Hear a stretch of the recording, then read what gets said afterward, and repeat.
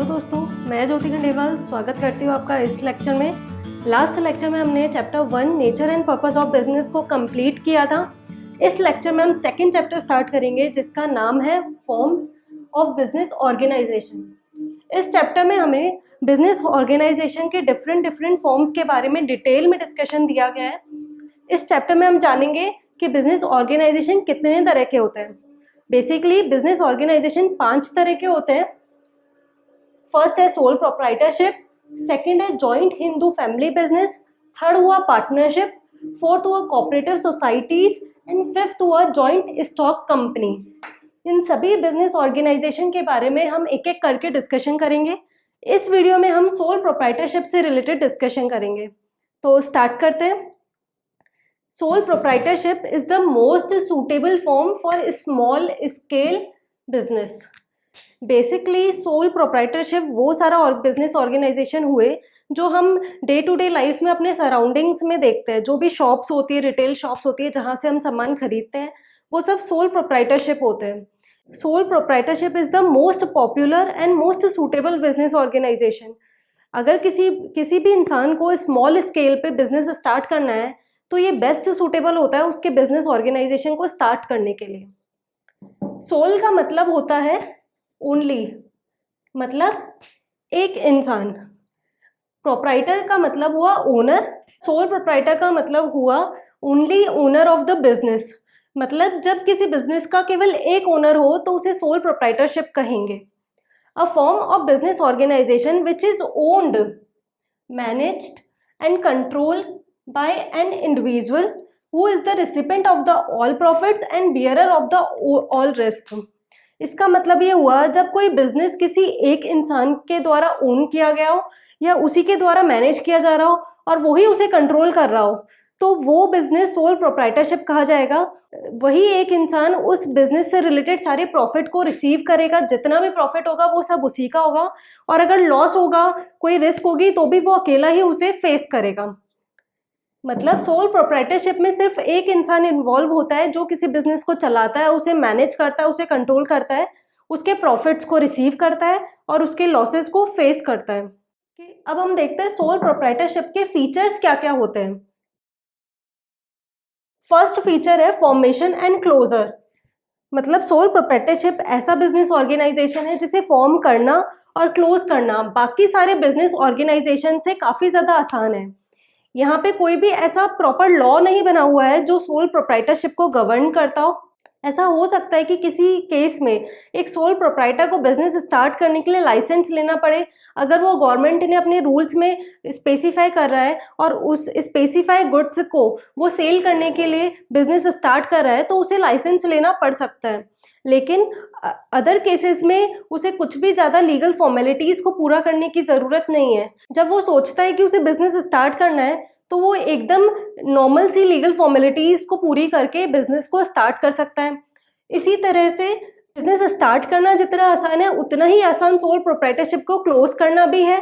उसमें भी उसे बहुत ज़्यादा लीगल फॉर्मेलिटीज़ को फॉलो नहीं करना पड़ता है। सेकेंड फीचर हुआ लाइबिलिटी। लाइबिलिटी से यहाँ पे मतलब हुआ कि सोल प्रोप्राइटर की लाइबिलिटी अनलिमिटेड होती है। अब अनलिमिटेड लाइबिलिटी होना किसे कहते हैं, हम इसे एक एग्जाम्पल से समझते हैं। जैसे कोई एक इंसान है, उसने एक फर्नीचर की दुकान खोली। सोल प्रोप्राइटर की तरह उसने एक फर्नीचर की रिटेल शॉप स्टार्ट करी और उसने उसे खोलने में बैंक से 1 लाख रुपए का लोन लिया। 1 लाख रुपए के लोन में उसने रेंट पे प्रीमाइज लिया, रेंट पे एक शॉप ली जहाँ पे वो उसने स्टार्ट करा और उसमें वो फर्नीचर्स लेकर आया जो उसे बेचने हैं, जो मटेरियल उसे बेचने के लिए चाहिए वो लेकर आया। उसने दुकान को थोड़ा रेनोवेट करवाया, इस तरह से शोकेस वगैरह बनवाए जहाँ पे वो अपना फर्नीचर रख सके, उस पर लाइटिंग वगैरह लगवाई। इस तरह से उसका पूरा खर्चा 1 लाख के अराउंड हुआ, तो इसीलिए उसने बैंक से लोन ले लिया। अब क्या हुआ, 5-6 महीने तक उसके बिजनेस में ग्रोथ नहीं स्टार्ट हुई, उसके कस्टमर्स आना नहीं स्टार्ट हुए, लेकिन उसे सारे फिक्स्ड एक्सपेंसेस तो पे करने पड़े। जैसे वो इलेक्ट्रिसिटी का बिल पे करता रहा, वो रेंट पे करता रहा। इन सारी चीज़ों से उसे लगा कि मुझे ये बिज़नेस बंद कर देना चाहिए। अब अगर वो बिज़नेस बंद करता है, बैंक का जो लोन है उसका रीपेमेंट करना है, तो वो उस लोन को रीपेमेंट कैसे करे। बैंक के पास में ये राइट है कि वो अपने लोन का अमाउंट उससे वसूल करने के लिए उसकी प्रॉपर्टी, उसकी बिजनेस असेट को बेच सकता है। बिजनेस असेट का मतलब क्या हो गया, उसकी दुकान में जितना भी स्टॉक है वो उसे सेल करके अपना पैसा वसूल कर सकता है। लेकिन ऐसा हुआ फॉर से कि उसकी दुकान में जो भी सामान था वो बेचने के बाद में बैंक को केवल 50,000 रुपये उससे मिले। तो बाकी 50,000 रुपये वसूल करने के लिए बैंक के पास में ये राइट है कि वो उसकी पर्सनल प्रॉपर्टी को भी सेल कर सकता है। मतलब उसकी कोई कार है वो उसे सेल कर सकता है, उसकी कोई प्रॉपर्टी है वो उसे सेल करके वो पैसा वसूल कर सकता है। तो सोल प्रोप्राइटरशिप में जो प्रोप्राइटर होता है उसकी अनलिमिटेड लाइबिलिटी होती है। मतलब उसकी लाइबिलिटी सिर्फ बिजनेस असेट तक लिमिटेड नहीं होती है। इंसॉल्वेंसी के केस में बैंक के पास में या क्रेडिटर के पास में ये राइट है कि वो उसकी पर्सनल असेट, पर्सनल प्रॉपर्टीज को बेच के अपना पैसा वसूल कर सकते हैं। थर्ड फीचर हुआ sole risk bearer and profit recipient. ये हमने पहले भी देखा कि जो प्रोप्राइटर है वो अकेले ही सारी रिस्क को फेस करेगा, सारे लॉसेस को बियर करेगा और वो अकेला ही जो प्रॉफिट होगा उसका हकदार होगा। मतलब अगर उसका बिजनेस फेल हो जाता है या उसका बिजनेस इतना ग्रो नहीं कर पाता है जो भी रिस्क आ रही है वो अकेले उसे फेस करनी होगी। और अगर वो उसका बिजनेस सक्सेसफुल रहता है तो उसे जो भी प्रॉफिट होता है उस पर सिर्फ सोल प्रोप्राइटर का ही हक होगा। फोर्थ हुआ कंट्रोल। मतलब बिजनेस ऑर्गेनाइजेशन को कंट्रोल करने का इकलौता राइट सोल प्रोप्राइटर के पास ही है, वो ही उसे कंट्रोल करेगा और मैनेज करेगा, कोई और उसमें इंटरफेयर नहीं कर सकता। फिफ्थ हुआ नो सेपरेट एंटिटी। किसी भी लॉ में सोल प्रोप्राइटर को और उसके बिजनेस को एकदम सेपरेट एंटिटी की तरह ट्रीट नहीं किया जाता है, क्योंकि अगर सोल प्रोप्राइटर ही नहीं रहेगा तो बिजनेस कौन कैरी करेगा। मतलब सोल प्रोप्राइटरशिप जो बिजनेस है वो टोटली डिपेंडेंट है सोल प्रोप्राइटर के ऊपर, इसलिए उन दोनों को एक ही माना जाता है। लॉ में उन दोनों को सेपरेट एंटिटी की तरह ट्रीट नहीं किया जाता है। सिक्स्थ हुआ lack of business continuity. Business organisation को चलाने वाला सिर्फ एक सोल प्रोप्राइटर है, लेकिन अगर उसकी तबीयत खराब हो जाती है या उसकी डेथ हो जाती है या वो इंसॉल्वेंट हो जाता है तो वो बिजनेस नहीं चला सकता। इस केस में क्या होगा कि सोल प्रोप्राइटरशिप जो बिजनेस ऑर्गेनाइजेशन है वो बंद हो जाएगा। मतलब इस फॉर्म ऑफ बिजनेस ऑर्गेनाइजेशन में बिजनेस को कंटिन्यू करने के लिए बहुत जरूरी है कि सोल प्रोप्राइटर सही सलामत रहे। अगर वो सोल प्रोप्राइटर पे कुछ अफेक्ट आता है तो इसका अफेक्ट डायरेक्टली उसके बिजनेस पे पड़ेगा, इसलिए यहाँ पे कंटिन्यूटी एक रिस्क की तरह रहता है। मतलब अगर सोल प्रोप्राइटर सही से चलता रहा, सही सलामत रहा, तब तो उसका बिजनेस कंटिन्यू होता रहेगा। और कहीं पे उसे कुछ हो जाता है, वो बीमार पड़ जाता है, वो इंसॉल्वेंट हो जाता है, उसकी डेथ हो जाती है, तो उसका बिजनेस स्टॉप हो जाएगा वहीं पर। तो ये 6 फीचर्स हुए सोल प्रोप्राइटरशिप ऑर्गेनाइजेशन के।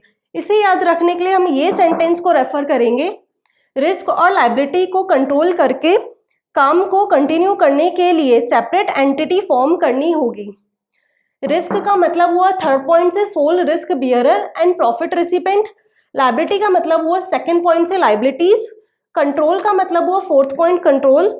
कंटिन्यू का मतलब हुआ sixth point lack of business continuity. Separate का मतलब हुआ fifth point no separate entity. और फॉर्म का मतलब हुआ first point formation and closure. इसका मतलब ये एक सेंटेंस से आप इन 6 पॉइंट को इजीली याद रख पाएंगे।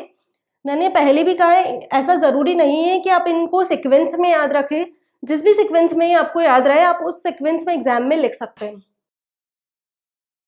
अब फीचर्स देखने के बाद हम देखते हैं कि सोल प्रोप्राइटरशिप की मेरिट्स क्या क्या होती है। मतलब एक सोल प्रोप्राइटरशिप बिजनेस ऑर्गेनाइजेशन के क्या क्या फायदे हो सकते हैं। फर्स्ट हुआ क्विक डिसीजन मेकिंग। इसका मतलब ये हुआ कि एक सोल प्रोप्राइटरशिप में डिसीजन लेना बहुत ही आसान होता है, क्योंकि एक ही इंसान है सोचने वाला, उसे ही डिसाइड करना है कि उसे अपने बिजनेस एक्टिविटीज़ को किस तरह से कैरी करना है, तो वो फास्टली डिसीजन ले सकता है। उसे किसी से पूछने की ज़रूरत नहीं है, ना कोई उसके बिजनेस एक्टिविटीज़ में या उसके डिसीजंस में इंटरफेयर कर सकता है। वो अकेला जब उसे सही लगे तब वो डिसीजन ले सकता है। इसका सबसे बड़ा फायदा ये होता है कि मार्केट में अगर उसे कोई अपॉर्चुनिटी दिख रही है जिससे वो फायदा उठा सकता है तो वो इंस्टेंटली डिसीजन ले सकता है, वो बिना टाइम वेस्ट करे उस अपॉर्चुनिटी को ग्रैब कर सकता है। ऐसा दूसरे बिजनेस ऑर्गेनाइजेशंस में करना थोड़ा मुश्किल होता है। सेकेंड हुआ कॉन्फिडेंशियलिटी ऑफ इंफॉर्मेशन। ये भी काफ़ी लॉजिकल पॉइंट है कि अगर एक ही इंसान बिजनेस को ओन करेगा, मैनेज करेगा, कंट्रोल करेगा, तो जो भी बिजनेस इंफॉर्मेशन होगी कि वो आगे आने वाले टाइम में क्या सोच रहा है या वो किस तरह से एक्सपेंशन करेगा, किस तरह से मार्केटिंग करेगा, सब कुछ उस तक ही सीक्रेट रहेगा। कोई उसकी इन्फॉर्मेशन का पता नहीं लगा पाएगा, मतलब उसकी इन्फॉर्मेशन कॉन्फिडेंशियल रहेगी, उस तक ही सीमित रहेगी, वो लीक नहीं होगी इन्फॉर्मेशन, तो उसका फायदा वो खुद ही उठा पाएगा। थर्ड पॉइंट हुआ डायरेक्ट इंसेंटिव। इसका मतलब ये हुआ कि बिजनेस में कोई भी प्रॉफिट हो रहा है तो वो डायरेक्टली उसे मिलेगा, मतलब उसके बिजनेस के प्रॉफिट के बीच में और उसके बीच में कोई और नहीं आएगा, वो डायरेक्टली उसका प्रॉफिट रिसीव करता जाएगा। फोर्थ पॉइंट हुआ सेंस ऑफ अकम्प्लिशमेंट। इसका मतलब हुआ जब कोई सोल प्रोप्राइटर अपने बिजनेस के लिए कोई डिसीजन लेता है तो चाहे वो नेगेटिव रहे उसके लिए या पॉजिटिव रहे, लेकिन उसे सेल्फ सेटिस्फेक्शन रहता है क्योंकि उसके डिसीजंस सिर्फ उसके द्वारा लिए गए, उसने अपने डिसीजंस में किसी को भी इंटरफेयर करने का राइट नहीं दिया, तो वो सेटिस्फाइड रहता है कि इस डिसीजन से जो भी होगा प्रॉफिट या लॉस वो सब उसे फेस करना होगा, वो मेंटली प्रिपेयर रहता है और इससे उसका कॉन्फिडेंस भी डेवलप होता है, उसे सेंस ऑफ अकम्प्लिशमेंट फील होता है, वो सेल्फ सेटिस्फाइड रहता है। फिफ्थ पॉइंट हुआ ease of formation and closure. ये हमने पहले भी देखा है कि सोल प्रोप्राइटरशिप को स्टार्ट करना और क्लोज करना बहुत ही आसान है कंपैरेटिवली दूसरे बिजनेस ऑर्गेनाइजेशन से, ठीक है। इन पांचों मेरिट्स को हम इस छोटे से सेंटेंस से याद रखेंगे। CD देखना सेंस ऑफ डिसीजन के लिए इजी होता है। C से मतलब हुआ second point confidentiality of information, D से मतलब हुआ third point direct incentive, sense से मतलब हुआ fourth point sense of accomplishment, decision से मतलब हुआ first point quick decision making, और ईज से मतलब हुआ fifth point ease of information and closure. मतलब इससे इन पांचों पॉइंट्स को याद रखना काफी आसान हो जाएगा। अब देखते हैं कि एक सोल प्रोप्राइटरशिप बिजनेस की क्या क्या लिमिटेशंस होती है, क्या क्या डिसएडवांटेज जो होते हैं जो सोल प्रोप्राइटर को फेस करने पड़ते हैं। फर्स्ट हुआ लिमिटेड रिसोर्सेज। ये सबसे बड़ा डिसएडवांटेज हुआ, सोल प्रोप्राइटर के पास में काफ़ी लिमिटेड रिसोर्सेज होते हैं। अगर उसे अपने बिजनेस में इन्वेस्ट करना है तो या तो वो खुद की सेविंग्स पे डिपेंड रह सकता है या फिर वो बोरोइंग्स पे डिपेंड रह सकता है। लेकिन बैंक और अदर क्रेडिटर्स भी जो होते हैं वो एक सोल प्रोप्राइटर को लोन देने से थोड़ा डरते हैं, या वो ज़्यादा अमाउंट का लोन देना भी उसे प्रेफर नहीं करते हैं, क्योंकि वो अपना एक बिजनेस इनिशियल लेवल पे स्टार्ट करता है तो उसे लॉन्ग टर्म लोन भी बैंक से नहीं मिल पाता है, बैंक भी उसे प्रेफर नहीं करता है लॉन्ग टर्म लोन देना या फिर ज़्यादा अमाउंट का लोन देना। इस कारण उसके के रिसोर्सेज लिमिटेड रहते हैं और वो कंपैरेटिवली कम एक्सपेंड कर पाता है, अपने बिजनेस को कम इन्वेस्ट कर पाता है। सेकेंड पॉइंट हुआ limited life of business concern. ये हमने पहले भी पढ़ा कि एक सोल प्रोप्राइटर को अगर कुछ हो जाता है, वो बीमार पड़ जाता है, वो उसकी डेथ हो जाती है, उसका एक्सीडेंट हो जाता है या वो इंसॉल्वेंट हो जाता है, तो उसका बिजनेस वहीं पे ख़त्म हो जाता है। तो इसलिए जो उसका बिजनेस होता है उसकी लाइफ काफ़ी लिमिटेड होती है, वो टोटली डिपेंडेंट है सोल प्रोप्राइटर की सलामती पर। थर्ड पॉइंट हुआ अनलिमिटेड लायबिलिटी। अनलिमिटेड लायबिलिटी हमने पहले भी पढ़ा कि अगर क्रेडिटर का पैसा सोल प्रोप्राइटर पूरा नहीं दे पाता है तो क्रेडिटर के पास में या बैंक के पास में राइट होता है कि वो उसकी बिजनेस असेट तो बेच ही सकता है, साथ में वो उसकी personal property, personal asset, personal car, ये सारी चीज़ें बेचकर अपना पैसा वसूल कर सकता है। फोर्थ पॉइंट हुआ लिमिटेड मैनेजरियल एबिलिटी। जो सोल प्रोप्राइटर होता है उसे अपने बिजनेस को मैनेज भी करना होता है, उसकी मार्केटिंग भी उसे ही करनी होती है, उसका फाइनेंस के रिसोर्सेज भी उसे ही देखने होते हैं। मतलब वो ऐसा ज़रूरी नहीं है कि एक इंसान ये सारे काम इजीली कर पाए, मतलब ऐसी एबिलिटी एक इंसान में नहीं होती है कि सारे काम वो सब कुछ अच्छे से मैनेज कर पाए। और जो सोल प्रोप्राइटर होता है उसके पास में इतने रिसोर्सेज भी नहीं होते हैं कि वो कुछ स्किल्ड एम्प्लॉय को एम्प्लॉय कर दे अपने अंडर, स्किल स्टाफ रख ले जो उसके अलग अलग काम देखे, उसके रिसोर्सेज लिमिटेड होते हैं, तो ये सारे काम उसे खुद ही करने होते हैं। अब जब ये सारे काम वो खुद करता है तो वो उसमें एक्सपर्टाइज नहीं कर पाता है, वो परफेक्टली उसे नहीं कर पाता है, जिसके कारण उसका बिजनेस उतना एक्सपेंड नहीं कर पाता है जितना कंपैरेटिवली दूसरे बिजनेस ऑर्गेनाइजेशंस एक्सपेंड कर जाते हैं।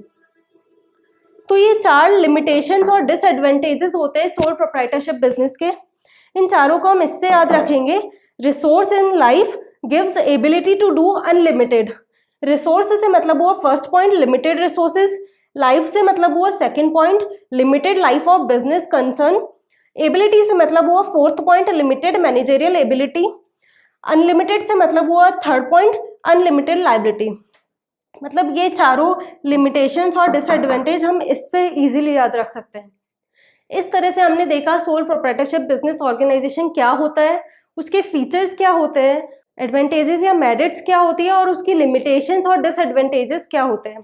नेक्स्ट लेक्चर में हम जॉइंट हिंदू फैमिली बिजनेस से रिलेटेड डिस्कशन करेंगे। इस वीडियो में आपको कोई भी डाउट हो तो नीचे कमेंट बॉक्स में कमेंट कर सकते हैं। इस वीडियो से related detailed notes memory techniques के साथ में आपको नीचे दिए हुए व्हाट्सएप नंबर पर मिल जाएंगे। Thanks for watching.